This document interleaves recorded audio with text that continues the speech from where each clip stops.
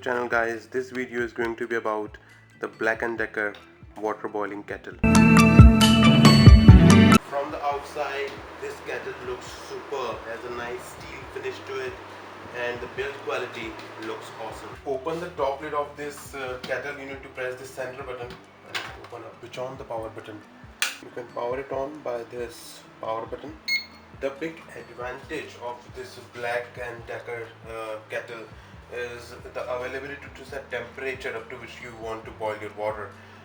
If you just press the on button, it will boil to the maximum boiling point, but you can decrease the temperature you want to boil the water up to by pressing this next plus minus button. For example, if you wish to boil it up to 50, press it once, press it again, it will boil to 70, 80, 90, and when it's off, it's boiling to the maximum boiling point.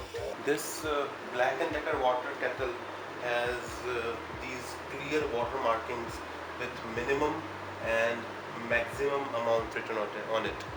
The minimum amount is 500 ml, means you need to put at least half a liter of water before you start this machine, and the maximum amount of water that you can boil in this kettle is 1.7 liters or 1700 ml. This nozzle at the top helps you pour the water cleanly